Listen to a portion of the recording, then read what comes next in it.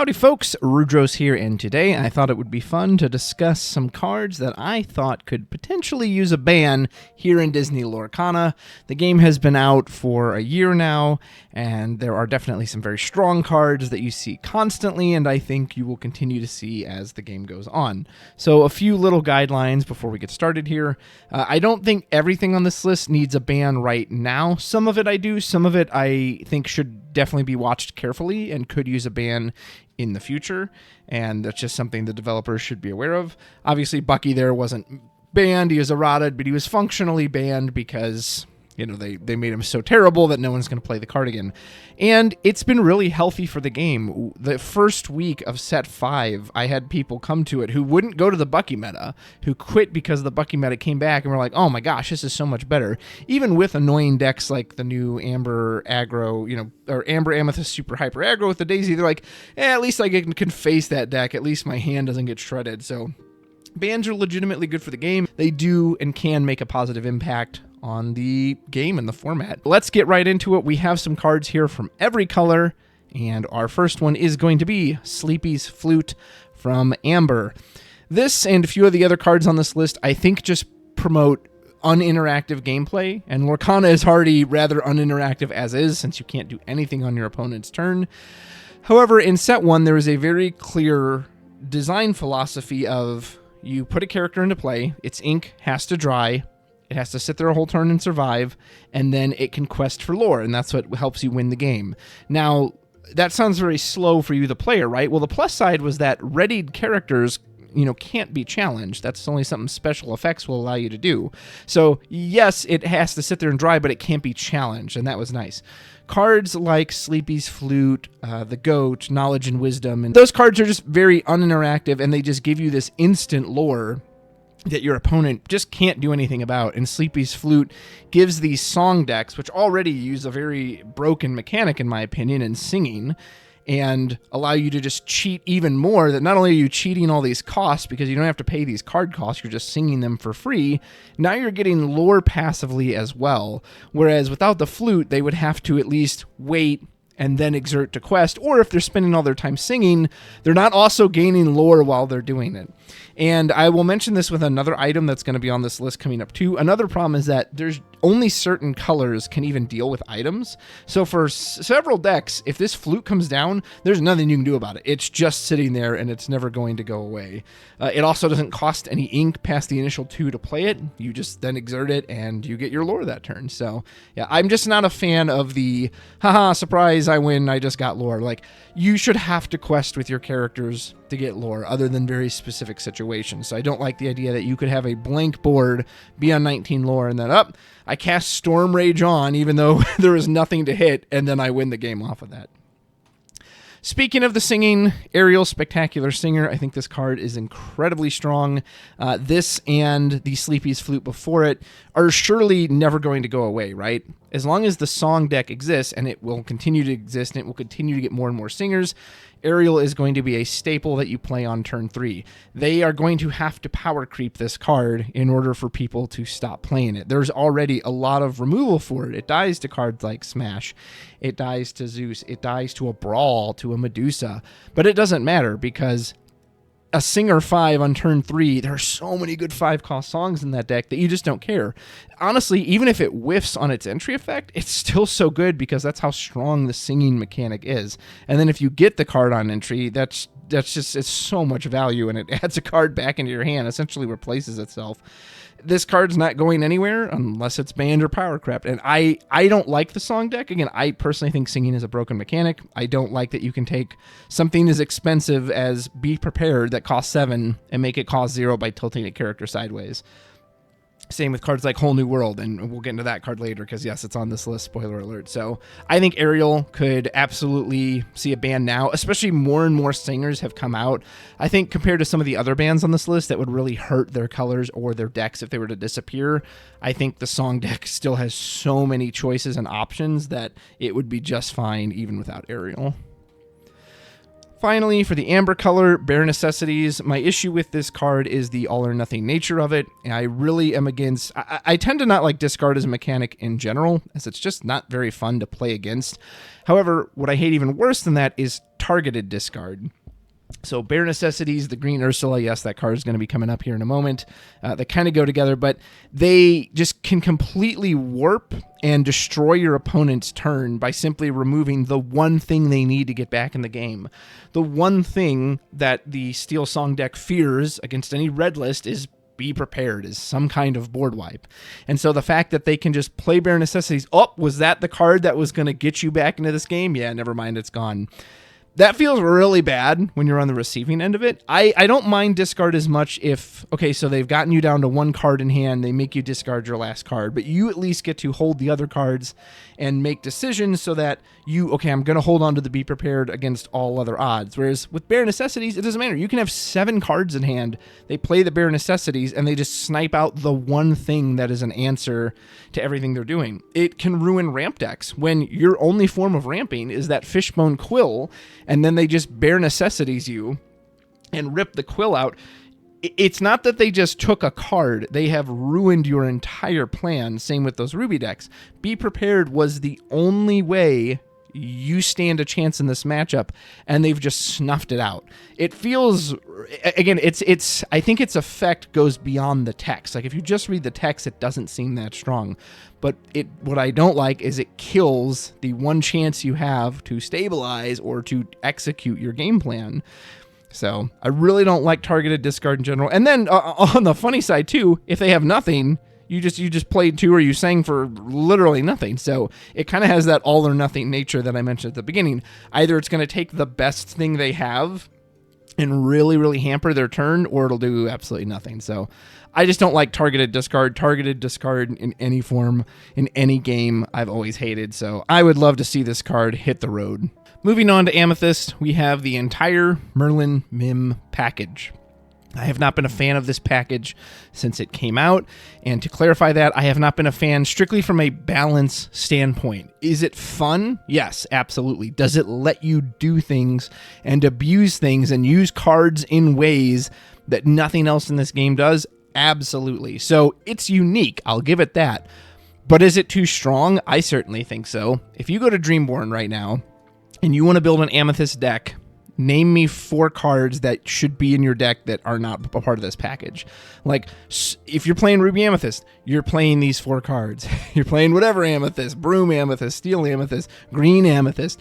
You are playing these 4 cards because there is nothing better you can do in these colors. And that is the one thing I will say in favor of not banning these cards, is that if you took these away, I think Amethyst does nothing. I think it is an incredibly weak color that I'm not really sure what it does. I mean, I guess it still draws cards pretty well, but this is clearly the core of that color set. And it is really unique, and it is very fun when you're the one doing it. But when you're on the receiving end of it, it feels miserable. When this rabbit draws 7 cards because they play bounce, play bounce, play bounce. When you lose to a top deck goat, feels miserable. That, like the Flute, goes in with that uninteractive lore game. There's nothing you can do about that. I remember a set championship from the Ursula's Return. They were on 10 lore, and they legit got from 10 to 20 lore by just bouncing a goat over and over again. And even though I have removal in hand, I was red-blue, I've got so many dragons and, Medusas with ice blocks. Like, I had so many ways to get rid of the goat, except I was never allowed to target it because I just play bounce, play bounce, play bounce. It feels so bad to be on the opposite side of it. I've heard some people maybe say just ban a couple of these. Like, hey, if you just ban Rabbit, they won't have the card draw to get to the goat. I disagree. I think Goat and Rabbit feel equally bad, just for equally different reasons. Goat closing out the game always feels very obnoxious. And again, the Mims are what enable this. Back in set 2, that's why it was so miserable. All right, there's Lady Tremaine, bounce it with a snake, do it again. And it breaks the rules of Lorcana that you're supposed to have a limited amount of cards in your deck, that you're only supposed to have the 2 Tremaines you put in there. Not that, well, actually, that's those 2 Tremaines, 1 Tremaine becomes 4 because I've bounced it so many times. So I remember someone at Locals once got mad because I won with a lucky dime and they said stupid uninteractive cards. So I was like, excuse me, you're playing the Merlin Mim package. Like, I didn't get to touch that goat for 4 turns. Like, you can't talk to me about uninteractive. The only other card in Amethyst that I think could be worthy of a ban is the Queen's Castle. This continues to just be the top-notch location. It pretty much has everything. I don't know if they intended to make the numbers this perfect, but all the numbers are just where they need to be. 4 feels just the right amount to pay for this. If at 5, I think it would suddenly feel way too costly. 7 passes the Maui check, right? A single Maui cannot answer Queen's Castle, and he can answer a lot of other locations. 2 lore, which is pretty much the most we've seen on any location. I don't think there's any that have come out that can get you 3 yet, at least not like passively. Some of them have like triggers you can, like Snuggly Duckling. And only 1 to move characters there. And then, and this is kind of the part I think would really make it worthy of a ban, is that it's very strange to me that every single character there can draw you a card. I would understand like as long as a single character is there, you get to draw a card. And that would still give you incentive to move multiple characters there because, hey, I'm going to move 3 into the castle. Even if you kill 2 of them, 1 of them's there, so it still triggers. I still get to draw a card. But not only is it this passive lore threat that, is immune to most removal in the game, it's now threatening to be a card draw engine too. So it does so much. Again, obviously, if you took away the Merlin Mim package, Castle's absolutely what that color is going to rely on, and it has gotten weaker this set with cards like Cusco and Hideaway coming out. So it's very possible as they add more location hate, the Castle is naturally going to get weaker and weaker, and so this card may absolutely be fine. I don't think this one will need a ban because I'm assuming they're going to keep printing more location hate, but is it very strong? Is it very annoying to deal with? Yes, absolutely. Moving on to Emerald, here we have Ursula Deceiver, very similar to Bare Necessities. It is targeted discard, and I absolutely hate targeted discard. It's also targeted discard on the body. When you are playing against Ruby Amethyst and you're green whatever, and you see they've hit their 6th ink for the turn, that's the perfect time to put down Ursula, because if you're ahead on board, they're probably trying to be prepared you, and being able to just snipe it out feels absolutely miserable for that player. When you're a blue deck, the fact that, especially based on if you're going first or second, determines how safe 1 jump ahead is in your hand. If you're going first, you can 1 jump before the Ursula can take it. If you're going second, suddenly the Ursula can snatch the 1 jump out of your hand, and there went your entire ramp plan. Yes, the body isn't anything insane, but it still does 1 damage, and with 3 health, it means it won't die at any of the 2/2 trades. You can obviously shift onto the other Ursulas, but the big thing is just, it again becomes that all or nothing. Okay, as long as I can play this grab your sword, I have a chance to get back in this game. Oop! I purposely took the grab your sword out of the 5 cards in your hand. Too bad, so sad you weren't going to use that. All right, I got my 6th ink, gotta get to my next turn for this B prep. Nope! Ursula just snatches out of your hand, and it just ends the game. It ends the game on the spot. Even less board wipe cards. If you think of, if the Let It Go is the only thing you have to answer something, if the Friends on the other side is your only way to draw cards, which is what lets you get back into the game, for it to just take that, just like Bare Necessities, but on a body, I hate playing against this card. Here we have the big Ursula. This one, I don't think needs to be banned right now. The nice thing is there is a lot of relevant removal for this card. It can die to Smash or anything that does damage 3 or above. It can die to Brawl. It can die to Medusa as well. So there's a lot of removal. There's a lot of removal at that cost. Again, if they play an Ursula Deceiver of all on 3, you can just finish it off with a Brawl on 3.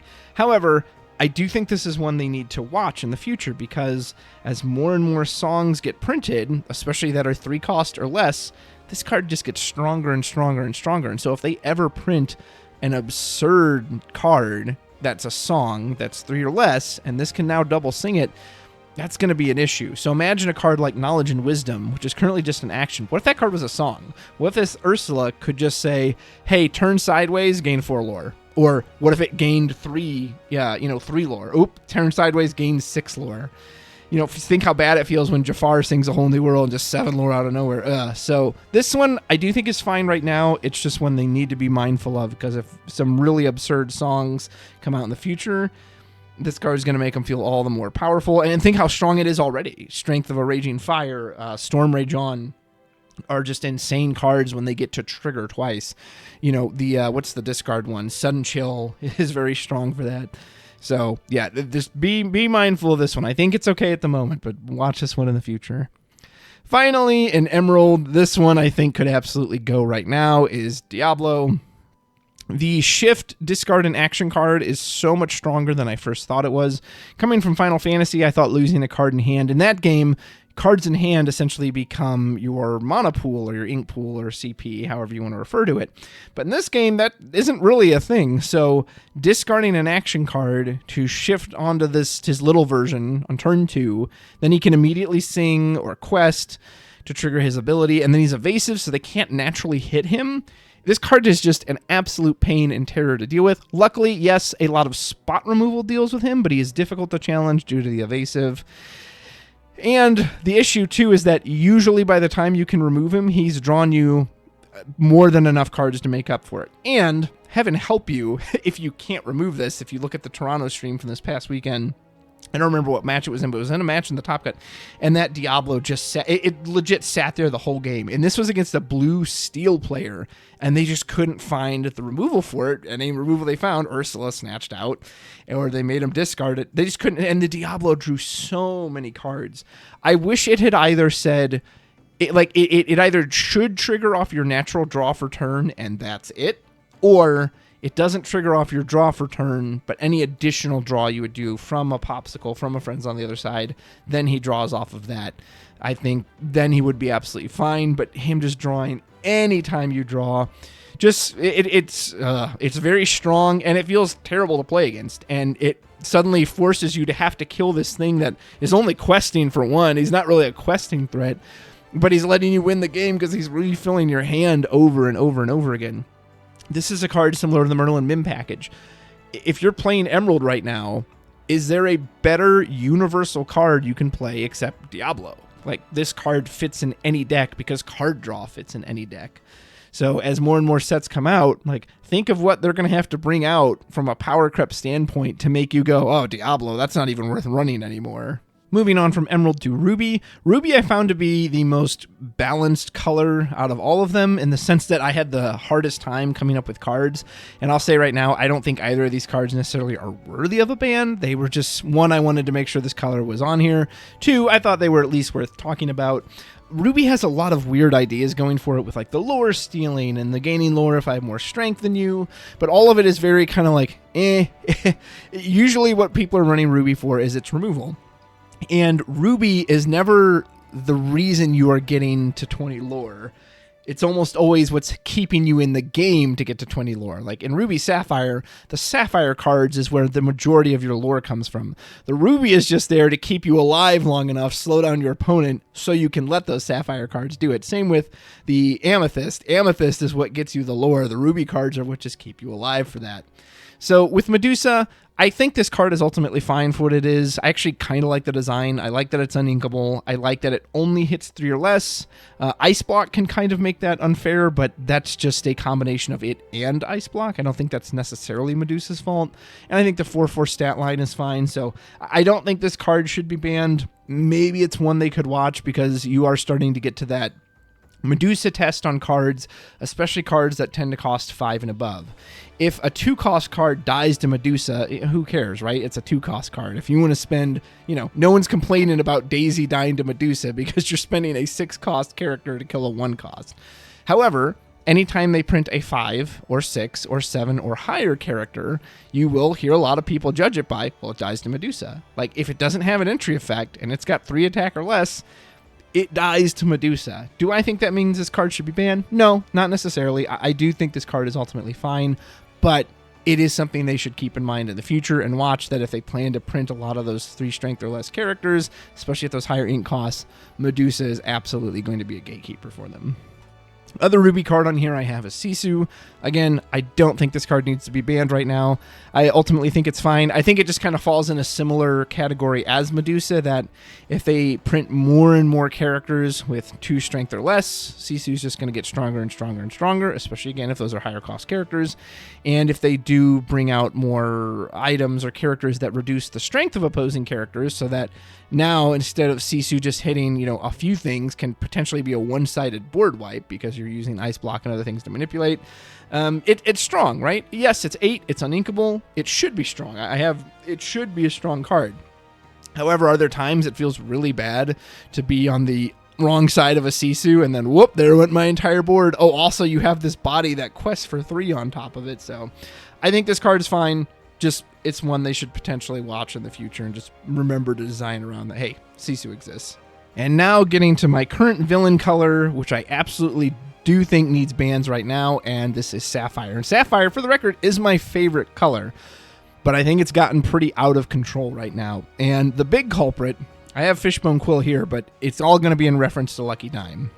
I think Lucky Dime is a big issue.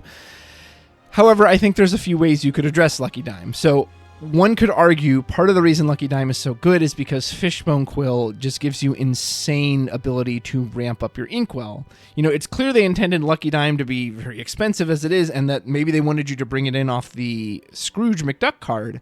But people found out, well, why do that when I can just ramp and get so much ink? I'll just happily play it naturally because I'll have so much ink to work with.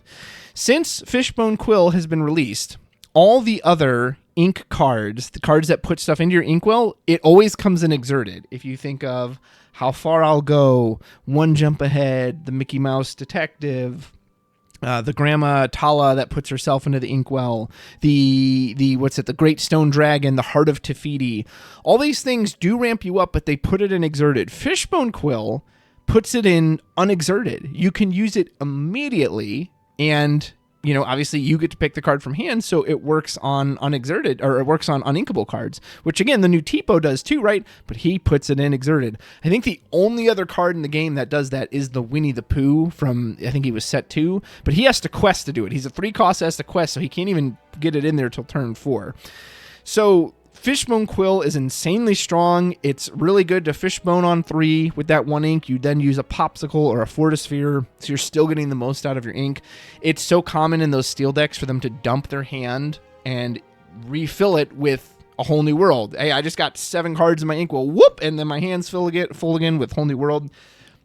Quill is very strong. If you wanted to hit Dime without directly hitting Dime, I think Quill could be a really good target for that. And again, I think they kind of learned from their mistake, because if they thought the Quill was fine, then why isn't all the new stuff they're coming out with also put it in unexerted? It's not. Everything they're coming out with is now putting it in exerted. So in that sense, Fishbone Quill kind of feels like a mistake. Now, for the true villain of blue, the Quill gets them there, but the Lucky Dime is what is closing out games. Lucky Dime, like the Flute, like the Goat, promotes very uninteractive gameplay. And you will see these Sapphire decks, they don't have to quest like the rest of us. You know, they are rich and living in their ivory inkwell tower made on the backs of the 20 cards that were jammed into their inkwell. They don't have to let their characters ink dry and then quest from 0 to 20 over, 14 painstaking turns. You will see them Tamatoa Dime, Dime Mufasa, Dime Sheriff, Dime Bell, Dime Ariel, and just zip from 0 to 20 lore in 1 or 2 turns. I love Lucky Dime as a card. It and Tamatoa are my 2 favorite cards in the game. I think it's a really cool idea. However, is it fun to play against? No, not at all. If you watch my Ruby Amethyst video that I put out this week, these Sapphire decks are so fast now that I'm struggling to keep up with them in a deck that was supposed to be favored against it, but Ruby Amethyst has no way to answer a Dime. And if they did not want to ban the Dime, that is something they then need to do. All of the ink colors need to have a way to deal with items. And I don't just mean like, well, technically Amethyst can deal with, items that are 2 cost or 3 cost or less. They need to have a way to answer the Lucky Dime. Because if you're in Ruby Amethyst, you're going to the Lucky Dime, literally there's nothing you can do about it. If you're Amber Amethyst, like if you're not in Steel, or oddly enough also Sapphire, and like maybe a little bit of Emerald, although people tend not to run the Emerald item removals, you can't answer this card. And it's just going to sit there, and it's just going to say, yeah, I don't actually even need to quest with this Tamatoa, or this Sheriff, or this Cogsworth, or this Tinkerbell. Just by them entering play, they now have an entry effect that says, hey, pay 2, gain my lore. So it feels very miserable to play against. It has accelerated the gameplay of those decks. And don't get me wrong, like, again, I like the idea. There should be a payoff for all that ink, right? And I do think the Dime is a really good, strong payoff. But I think it's way too strong, and it's only going to get stronger if they print more and more characters that have higher and higher lore values. Like, good golly, these characters that there's no natural removal to that. If you look at Sheriff of Nottingham and Mufasa, Steel decks struggle to deal with them. They have such a high health pool, so you need just spot removal. Medusa doesn't hit them. Cesu doesn't hit them, so you need stuff like, are we going to run Dragonfires again to deal with those? That's pretty inefficient. I love Lucky Dime. I would rather see other elements, colors, get ways to deal with it than to see it go, but I think this card absolutely could be banned right now because it's brutal. It's so strong in those blue decks. Finally, in blue, this one I'm not as sure on is Cogsworth. So the reason Cogsworth shouldn't be banned is because Ruby absolutely keeps this card in check. With 2 strength, he does die to Cesu, which is nice, but also kind of feels weird at the same time because obviously he has ward, but I know she's not targeting. But the ward does protect him from a card like Medusa or Brawl, which should be weaknesses of his, but they can't get to him. So be prepared. Cesu are the main cards that deal with him. The problem with Cogsworth, I overall like his design, and I do think he's a fun idea, but my goodness, if you aren't playing Ruby, you can't get this guy off the board if they don't want you to. He has wards, so you can't target him with a Let It Go or a You're Welcome or a Bounce of any kind.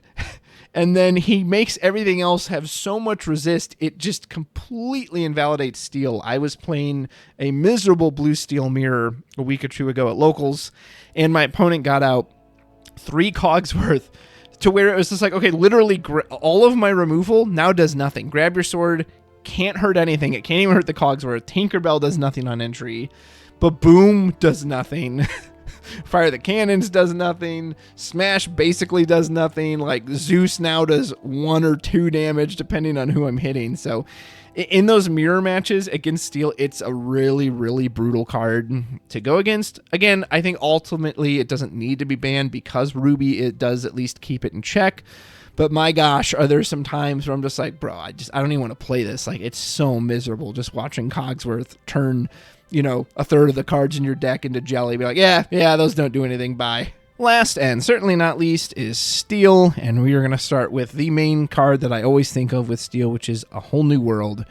And this card is a whole lot of trouble and always will be. I know some Steel decks cut it, and it's appropriate. Some of it is not appropriate for every Steel deck. But is it always worth a consideration? Probably. It just does something that no other card in the game does. It has so many layers to it that aren't even evident in the 1, 2, 3, 4, 5, 6, 7, 8, 9 words that are printed on its straight text. You can make your opponent get rid of cards that they wanted to hold on to. You will see certain Steel Song players shift the Queen on 2, immediately Whole New World, anticipating their opponent has a good hand, and now they just screwed them over with it. That's kind of nuts. It's very unfair. And then it refreshes your hand. So if you have no hand left, and you just, 7 new cards, feels good to me. And then it can also act as like a mill condition, and very rare, yes, but it can act that way in certain instances. It pairs well with the Jafar, where he can instantly get lore. It's just an absurd song, and it does so many things. And what I just said, a song, is really my main issue with this card. If this card said, or if it was not a song, and you had to pay 5 ink for this, I actually wouldn't mind this nearly as much. If your turn 5 is you ink a card, and you cast Whole New World, and that's it. You've used all your ink. That's your entire turn. I don't necessarily have a problem with that. What sucks is that instead of using any ink, you now, I just tapped. I turned Cogsworth sideways. I turned the Beast sideways. I turned Tinkerbell sideways. Now I get a fresh new hand of cards that I can immediately spend all my ink on. So now, instead of the natural 5, 6 ink I should be spending, I've now added another 5 to this as well, which is why I think the whole singing mechanic is stupid and dumb. And because this card does such a unique effect, I don't see this going anywhere. Think of where the game will be. Think of what cards must exist in this game for you to think, Whole New World, that's just not even worth running. Like, that's a pathetic card. It does something so different and unique. This card will not go anywhere unless it gets power crept or banned. And it's a pain. It's a really weird feeling going against a steel deck, not a discard deck, a steel deck, blue steel, and to be like, I have to be mindful of how I play my hand because I might lose these cards. If there is a card in my hand I absolutely need to get on the field, it's my one copy of, Maui's Fishhook or whatever it is. Like, I have to get it on the field before they send it away with Whole New World. It's so strange that you have to think about that when you're going against a steel deck. So Whole New World has gorgeous art, and again, it's a unique effect. I'll give it that, but my goodness, is it very, very frustrating to play against. Finally, for Steel, This one probably doesn't need to be banned. Steel has, I think, a lot of overall strong cards, but I think a lot of what makes them strong too is the combination of all of them together. So right now, he has the similar issue that the Merlin Mim package has. If you're playing a Steel deck, and you win a 2-cost character, is there a better character you can play in Steel than Smee? Currently, there is not. What card are they going to have to print to make you want to play that over Smee? He has a 2-cost 3/3. That's already insane. He's insanely overstated. And then he quests for 2. 2 lore. 2 lore on a 2-cost 3/3. Those are insane stats. And then his downside is he takes a single point of damage if you don't have a captain. So it can be mitigated by having a captain, and it can be mitigated by Cogsworth or anything that gives him resist. Think of that compared to Snake. Snake cannot be played to the board alone. If you have nothing on the board and you top deck a Snake, you dead drew. You cannot put that card out. Smee's downside is, at minimum, I'll get 6 lore before I die. Really? That's the downside? Oh, and that can be mitigated? So, like, I've kind of come to just detest this card for just how much it does, and it's just a pain. Again, it has homogenized this slot in Steel. If you're looking for a 2-cost character in Steel, there is not a better choice you can pick right now than Mr. Smee. That's not really good for the game. Anyway, those are all the cards. Let me know what you think. Is there something I forgot that you would love to see on this list? One you absolutely disagree with? Please have fun with it in the comments. You know, don't need to take this overly seriously. Tell me cards that, like, yeah, even if the card's not good, it's okay to be like, yeah, I know it's not a good card, but darn, I'm just annoyed by having to face it all the time. So let me know what you think. I appreciate you watching. Don't forget to like and subscribe. It really helps the channel, and it means a lot. Until next time, take care.